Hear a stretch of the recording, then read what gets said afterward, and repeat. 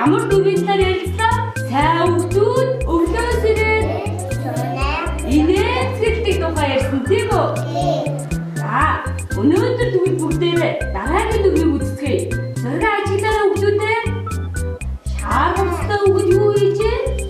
Шаар хувцастай хүүхэд сунаахгүй яа. Таатамсад авчихсан.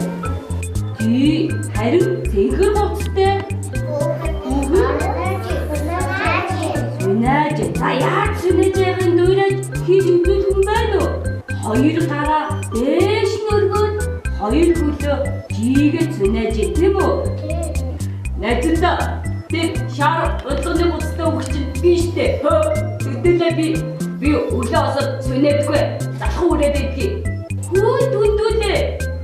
Өглөө босоод сүнэх юм бол хүний эрүүл мэндэд тустай хурдан өндөр том болдог. Би өглөө гэж сүнэх маш их дуртай. Найзуудаа та нар бид хоёрыг хардаг хэн нь өндөр вэ? Яруу нь өндөр байна уу? Түндүүлээ нь өндөр байна уу? Яагаад өндөр болсон юм болоо? Юу гэж бодчих?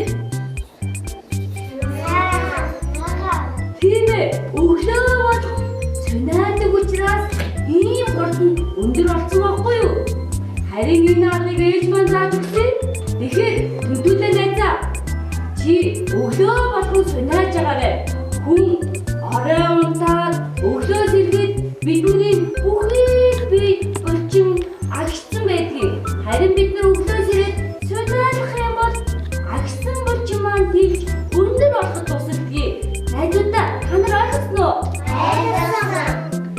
За тэгвэл өндөр том болохыг хүсдэг сайн хүүхдүүдийг дараагийн дүрмийг зохиоцгоё. Тэхүү найзуудаа.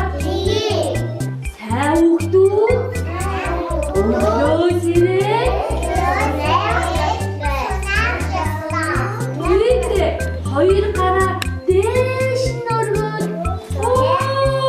гэж өвшөөр сүнэдэг тийм үү найзуудаа? Түндүүлээ найзаа. Ойлгосноо? Ойлгосон найзуудаа. Одоо би өглөө алган сүнэж байна. Дараа та нартай уулзах би яруу шиг ийм өндөр сайн хүүхэд болсон байна. Баярлалаа найзуудаа. За, найзуудаа дараагийн дугаар үргэлж